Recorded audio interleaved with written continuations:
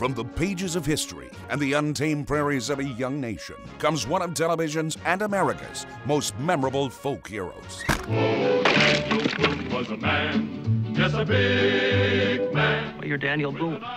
Yep. Fess Parker stars as the legendary Daniel Boone, with Ed Ames as his trusty sidekick, Mingo. Pleasure indeed. A Kentuckian named Daniel Boone. That's me. Watch Daniel Boone weekday mornings at 9, 8 Central on MeTV.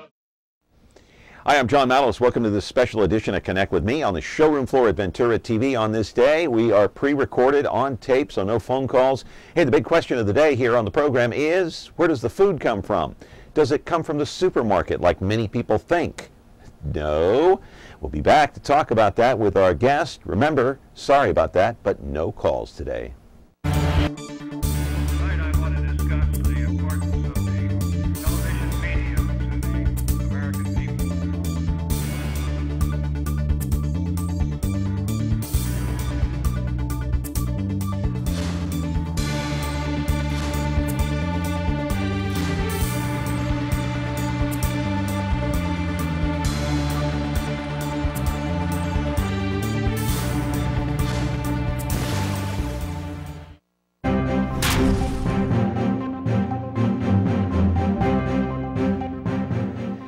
And we're back here on the program. Sorry about that. No phone calls on this day. It's a special program of Connect with Me on MeTV Fresno, Comcast 187 and 43.6. But my friends, you already know that if you've been watching the program for any length of time. Today we're talking about farming, food, education, all of the above. And how many of you here in the Central Valley know where the food comes from? You know, if you live here in the Central Valley, I would assume you know where it comes from. If you live in LA, San Francisco, maybe you don't. I do not know. And maybe you're visiting and watching our show. So where do the dairy products come from, like milk and cheese? And what about the eggs and the meat? Where do they come from? Let's go to the videotape. I'll show you and talk about our topic today on Connect with Me. Well, I think most people know that it doesn't come from the grocery store. But exactly how does it work? You know, how does it get from the farm to the store to your table? Is it the seeds? Is it the machinery? Is it the animals? Hey, how about the farmers? Perhaps it's all of the above. There's a nonprofit group that's been around for more than 20 years now, and this program helps educate teachers on how to inform their students about farming. The program is called EAT, Education and Agriculture Together. This is a way for farms in the valley to get their message out about farming, and they pass that along to the kids in the classroom. What a program. It's been around for more than 20 years, if you can believe that. How many of you actually knew about the program before watching today's show? Here in our studio now to talk about this is the executive coordinator of EAT, Education and Agriculture Together, is Kelly Demming Giacomazzi, and this thing is a 501c3. It's a nonprofit. She'll be here to talk about the organization and also talk about those teachers that go into the classroom now with the knowledge after they've been taught to teach their students, hey, you know, that snack you're eating right there did not come from the store. Originally, it came from the farm. I'm talking about like a cheese snack or something of that nature. No phone calls. You're watching Connect with Me on MeTV Fresno. Back with our program, our educational program today, in just a moment. When you like Ventura TV Appliance on Facebook, it's nice. But when you love the Samsung big screen we deliver, it's even better. Our website is cool, and it's a good place to start. But you really should touch the merchandise before you buy. Time for that upgrade to an HD 3D web-enabled Samsung TV. Get the best selection, price, and service in town without waiting. Come in to Ventura TV Appliance and touch the merchandise today. I'm ready to get educated about farming and all the rest. I mean, look, I know where the food comes from. You may know where the food comes from, but how is it processed? How is it made? Do they grow it? Do they make it? What happens? Kelly Demming is here. How are you, Kelly? I'm good. It's good of you to come by the show today and explain all of this. So what does this program do? Explain it in its long form, because we have some time. We have a whole half hour, believe it or not. Okay. Well, our initial program is 3 days. It's open to all teachers throughout the state. Explain how the program works first, and okay. Then how does it work? Well, the program itself takes the teachers through various factions of agriculture. And what teachers are we talking about? Any teachers? Any teachers, any grade level. We've had pre-K teachers all the way to university. We've had 2 educators from UCLA that came through the program a few years back. Okay, so these teachers are in a setting, not the classroom per se, right? Well, part of it's in the classroom and part of it's all hands-on. Okay, who comes in and teaches them? Well, we have various speakers that come in. I am kind of just the tour guide and bring in everybody else that to speak. We have people from Ag Commissioner's office, labs, actual farmers, people that work in the fields, all of those different things. Every kind of aspect that you can cover, we try to make a little taste so they kind of have an idea of everything that goes into their food. So farmers come in and they talk about what? Somebody from the Ag Commission comes in and talks about what? Well, as the program starts, we start with the Ag Commissioner. He usually comes in and does an overview of the county, and he starts with Kings County, and we talk about all the other counties that are represented by the teachers who are in attendance at that session. And then we have the Dairy Council come in, and they talk about dairy, yeah, obviously. And then we go over to the Heritage Complex, where the World Ag Expo is held. Oh, yeah. And they have a theater there and a museum and an education area. So we go through those items with the teachers and let them explore the museum and the educational area, and the Ag Ventures program there explains what they do for education. Where does this all take place? Well, it's in various places. Like I said, we started in Hanford and at the Cooperative Extension, but then we are over at the Heritage Complex where the World Ag Expo is, and then we go down the street to the VMTRC, the Vet Med Training and Research Center with UC Davis, and tour there. And is that where it happens? I mean, is that where the teachers have to go to learn about this? Or? Yes, we take them everywhere. We get them on a bus and off we go. And so they don't necessarily go into the schools where the teachers are actually teaching class to inform them. They don't set foot on campus, in other words. No. Okay. No, we do. We take them to where things are happening. We take them to the actual. Yeah. So from the VMTRC, we take them to a dairy, and so we tour the entire dairy from start to finish, and then how to milk a cow. Yeah, they're not allowed to do that because it violates food safety. They can watch, but yeah, it's not allowed for anyone to do that. It violates food safety regulations. Right, and which the Ag Commissioner will explain. So how many people do you have come in each year? Well, each year we normally have 90 teachers. We do 30 per session. We do 3 individual sessions of the 3-day program. So you have 90 teachers come in from the farming industry? Well, no, from anywhere in the state. Those teachers can come in from anywhere. Oh, you're talking about the school teachers? Correct. Some 90 teachers? Correct. From, say, all over the Central Valley? All over. We've had... All over California? Yep, San Diego County to Lassen County. You're kidding? No. They come all the way here? Right. Okay, so some of those teachers that actually arrive here in the Central Valley that live in LA or San Diego, correct, do they have a clue as to what goes on here in the Central Valley? Well, some do, and some have never been here before, have no idea that we exist. They don't know. Have no idea. They have no idea that we provide 3/4 of the food for our country. Correct. That's amazing. Yeah, you're serious about that. I am very serious about that. There are teachers who have moved here to the Central Valley from Southern California or Northern California or out of state that didn't know California was the #1 ag state, and they've moved here and they know that. Well, it's just sometimes it's just not general knowledge, and it's not taught in your teaching classes that you have to go through to get your educational degree to be able to teach. It's something that's not necessarily. So they've never driven from, say, San Diego to the border up north?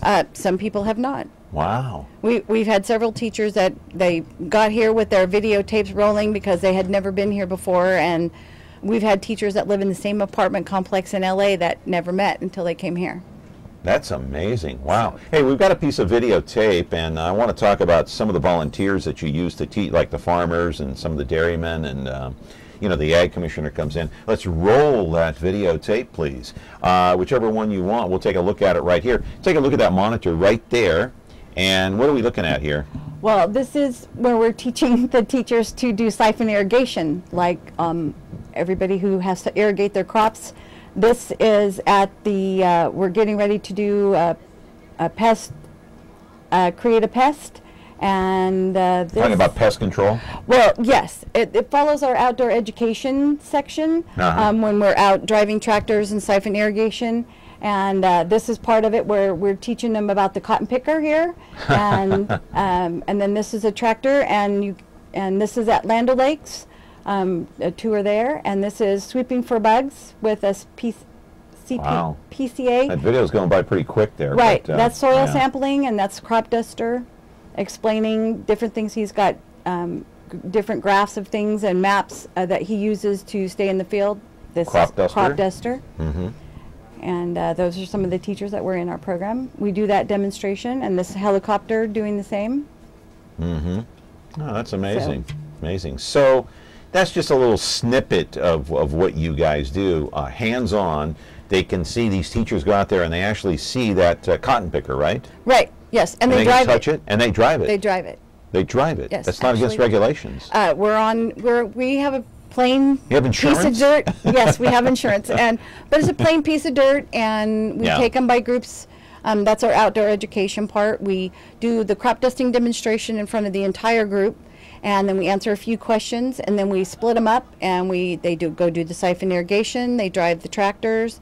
They do soil sampling.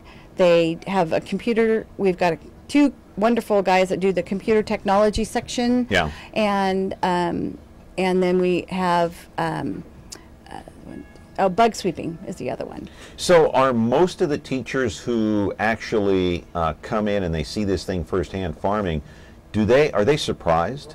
Are they shocked? Many of them are very surprised. When there's lots of aspects. On our evaluations, we always ask for the aha moment. And, some of them there was an aha. Candid camera moment? You get the candid camera moment there? With exactly. Oh, right, wow. which one, they've said, well, this was this was aha, and they come up with, there's too many to list, and so there's many aspects that a lot of educators are not sure about. Hey, Kelly, time to take a break here. Okay. All right. Time to take a commercial timeout here on Connect with Me. We're talking about eating, we're talking about food, we're talking about education, we're talking about educating teachers who do not have a clue about the Central Valley and how it works in terms of farming. We're talking with Kelly Demming. She's the executive coordinator of Eat, Education, and Agriculture Together. No phone calls today. We'll be back with our program here on Connect with Me in a moment. Now, why don't you tell us the whole story right from the beginning? All right. From the beginning. This is the city, Los Angeles, California. My name's Friday. I carry a badge. Police officers. You any idea who the other man was? My partner's Bill Gannon. Program? We got just one big question. Yeah. When? Now on MeTV Fresno, Xfinity 187.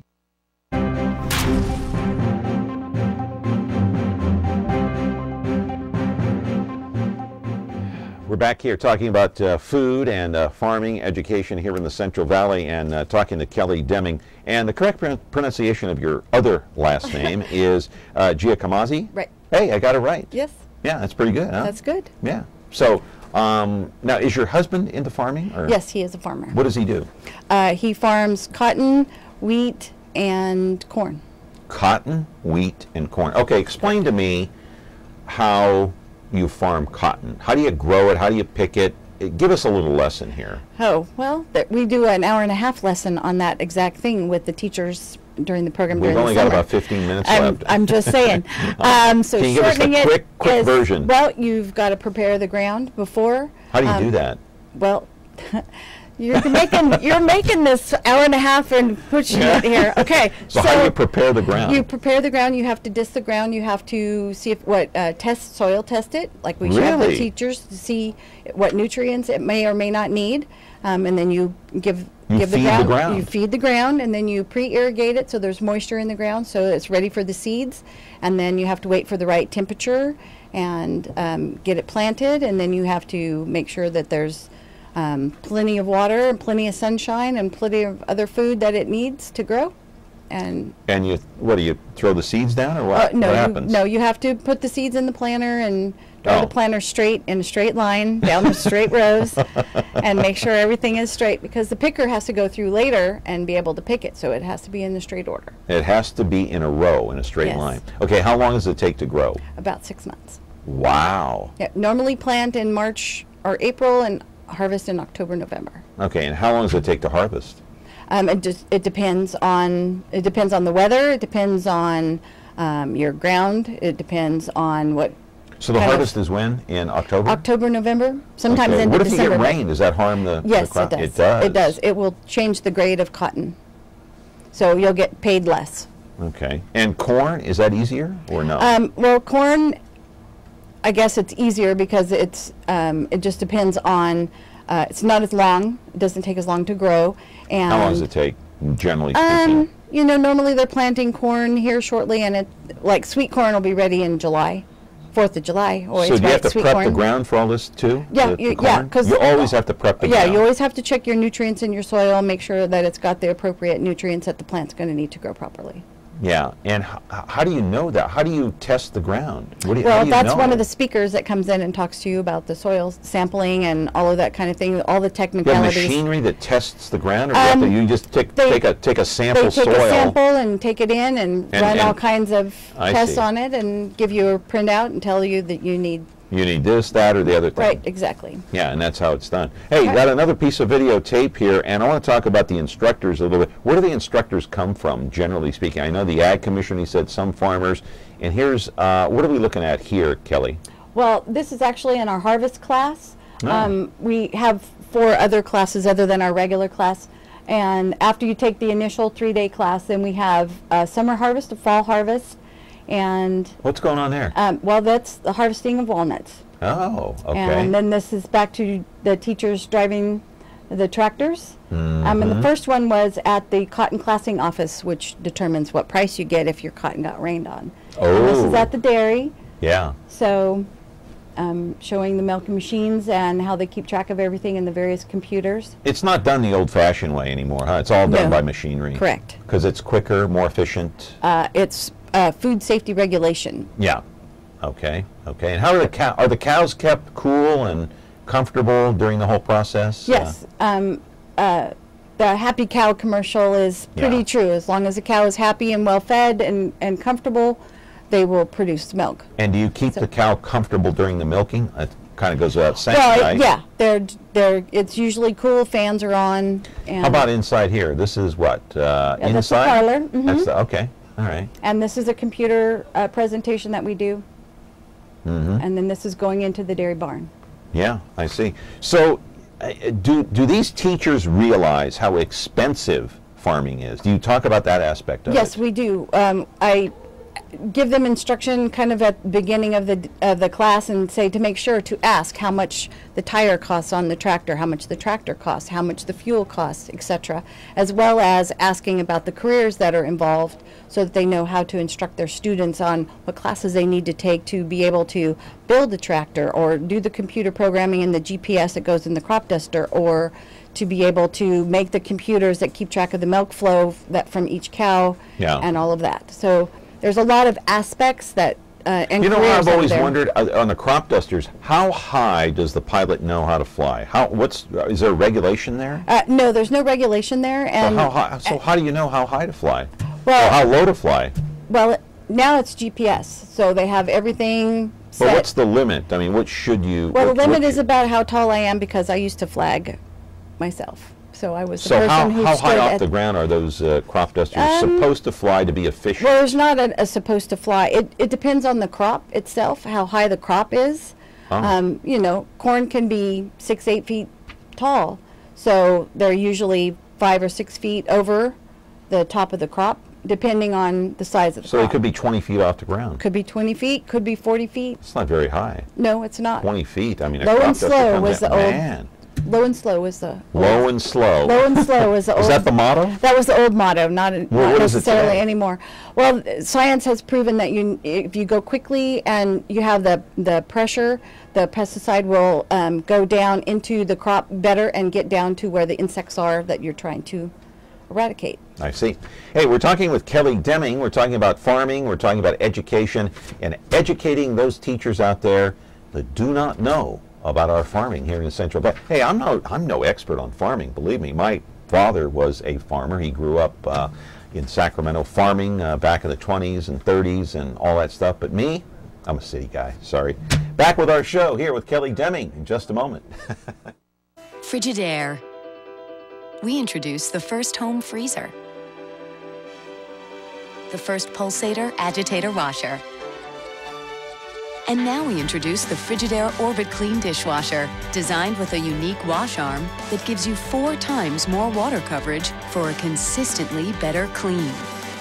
Frigidaire, over 90 years of legendary innovation. See the full line of Frigidaire appliances at Ventura TV Electronics and Appliances. By the way, my father was in the hog ranch business with my grandfather. So that was a long time ago. You know where the Cow Palace is? Yes. In San Francisco? Yes. Right across from Candlestick Park. My grandfather years ago had a hog ranch over there, and that's where my dad worked when he was a kid, and you know, preached to me and this and that, in one ear and out the other. I was a city guy. I didn't want to hear anything about farming, okay? So let me ask you, that brings up the good question, and that is, how many of these kids actually want to hear this? Well, you know, the teachers go in and they're here voluntarily being taught by the farmers, the dairymen, whatever, but then they go into the classroom, try to teach the kids. Is it like, yeah, okay, whatever, those carrots, they come from a farm, big deal. Is that the kind of reaction sometimes you get from kids? Well, you know, I don't go into the classroom with the teachers that come through the classroom, but we get good reviews from the teachers after the fact. So they have an interest, is what I'm saying. Right, and the teachers know their students, and they know how to introduce it and how to utilize it in the classroom. They should have an interest, shouldn't they? They should, because everybody needs to know where their food and clothes come from and how it gets to them, because there are many, like I said earlier, many careers that are out there.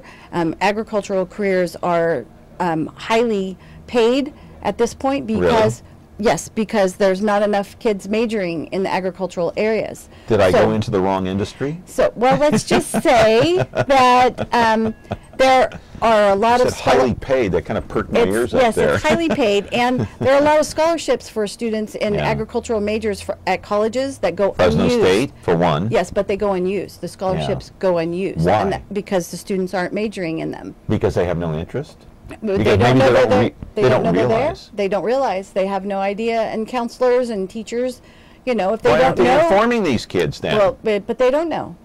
How are they going to know? Is it a class you took in college? It's not a class I took in college. No, but I didn't go to school here in Fresno. Right, I mean, but no, I didn't know at that time. Yeah. No. So, and I didn't. I mean, I knew only because of my farming background. I mean, Right. my grandparents had. One set of grandparents had an orchard in Clovis, which is now a subdivision, and and my other grandfather was a migrant farm worker from Fullerton up to Washington and back until he settled in the Hanford area and worked at a cotton gin until he retired. Yeah. So I had that background growing up. So why is this program important? That's one. Right. Well, it's important for teachers to know where their food and clothes come from. There are a lot of aspects about food in the news now that have one side and don't have. So it's important for the teachers to know, because why? Because you need to know where your food comes from. You need to support and be educated in where your farm is producing, where it is. There's a lot of things that are they want to support local, like farmers markets and those kinds of things, and you want to support your local So you're farms. saying it's important for them to pass the information along to their students? Correct. It's important for the students to know? Correct, because it's good in the long run, because there are many aspects of your life that come down the road, something that we don't really delve into because we are 501c3 as political information, but there's lots of things that are on a ballot in the initiative process. People that run on, various platforms that have to do with agriculture and water. Water is a big thing right now. I know. So the drought is a big thing. Correct. Well, it's a continuing drought. And right, so, but the drought isn't what's hurting us. It's the lack of foresight not to be able to store water when we know a drought may be coming. Correct. But that's the problem. It isn't that I mean, droughts have happened since the beginning of time, okay? Correct. But we have to know how to store water. Would you agree with that? Oh, I do, most definitely. We don't do that. Unless No. we were in the Bay Area, they store it there because it's important to the San Francisco. It's not important to us. I'm being facetious now. Right. No, and I understand. But that's one of the things is that after our intro class, we do a water class, 2 days on nothing but water. Yeah. How it works in the whole state, how the water runs, how it goes, what's going on, and whatever is happening in the water world at that time. So I guess my point is the smelt and the salmon are really important to save them if you're talking about the Central Valley, but they're not so important when you're talking about the Bay Area. Doesn't that kind of rub you the wrong way? Well, I mean, everybody's got their own opinion on that, and because we don't deal in politics, it's not really my area. I mean, personally, I have my feelings. And what are those feelings? But no, I'm speaking on behalf of work right now. Okay. But we do cover a lot of the aspects so that people understand it does take sun and water to make plants grow, and plants make your clothes and your food, and you have to have both. Without those water, to be able there's to no life. That's correct. Yeah, for anything. Just like the signs on the road: no food, no water, no farms. Yeah, I see those on Highway 99, by the way. Another piece of videotape, and this is supposed to be a fun piece of videotape. You can look up there on the monitor and comment at what we're looking at there, Kelly. Obviously, some farming. A hay baler. Hay baler. This is in our harvest class where we take the teachers out and show them where the hay comes for the cows, and this is tractor driving. As you can see, the farmer is sitting on the side and the teacher is driving the tractor. Really? Oh, yes. Oh, that's very nice. Yes, and then this is the helicopter for crop protection. They go out, this is their landing deal, they take out to the various fields that they're showing us from their yard. Mm-hmm. So, and this is cotton picker, this is in our fall harvest class. So we that go out. That thing is huge. Yes, it's massive, and the teachers will have driven it during the course of the intro class. So how is it that cotton picker doesn't ruin the crop? It's so big and heavy.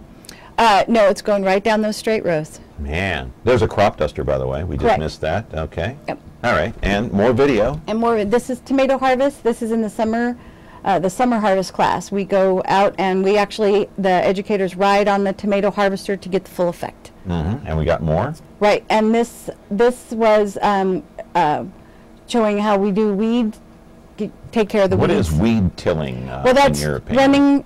What it is to make sure the weeds aren't growing in the middle of the field. In the middle of the, right. Right, in the middle of the rows, taking the water away from the plant. All right, and we just had various quick, like, half-second shots there going by, and that's it. We're done with the video. Yeah. So it's important because, to me, the bottom line is, and you correct me if I'm wrong, okay, that it's important for the teachers to know, but I think it's more important for the students to know because they're the ones that are going through the educational process yet at their age, and they need to learn and know what their options and opportunities might be in the future. Correct. As far as farming. Yes, correct. But for the student to know, their teacher has to know, and that's so if the teacher doesn't know, how's the student going to know? Exactly. Yeah. And Where do you get your money from, by the way? Well, we're privately funded. We do a golf tournament coming up here on May 19th, and we have sponsorships available to do for that. And other fundraisers, such as? That's our only real fundraiser. The big golf tournament. Where does that take place? At the King's Country Club. Okay. And what's the fee to get in? For golfing, it's $150. Okay. And for tee and cart sponsorship, it's $200. A teacher sponsor. So that's the big fundraiser of the year. Big fundraiser. And how much money do you raise, generally speaking, a year? It just kind of depends on the year. Give us a figure, like last year. I would say last year. I would say about 55,000. 55,000 for the whole year? Yeah. Okay. Yes. All right. And no government money, right? No, we get a few grants, but those are for local commodity groups and that type of thing, and then we send out a letter and request money too. Okay. Out of time. You're hungry? All I'm right. hungry. We want to go eat, don't we? Yes. Thank you for being here. I appreciate you. You're very gracious and very kind to come in. Kelly Demming, she is the Executive Coordinator of EAT, Education and Agriculture Together. That's going to do it for our show today here on Connect with Me on MeTV Fresno, Comcast 187 and 43.6. Back again tomorrow.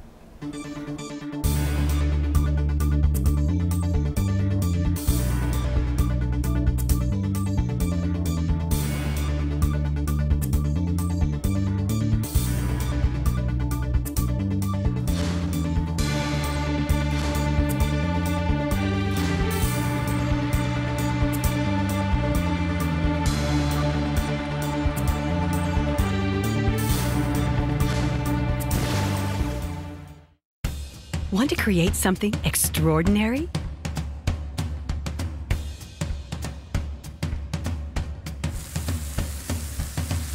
Create perfection. Our lifestyle appliances make it easy.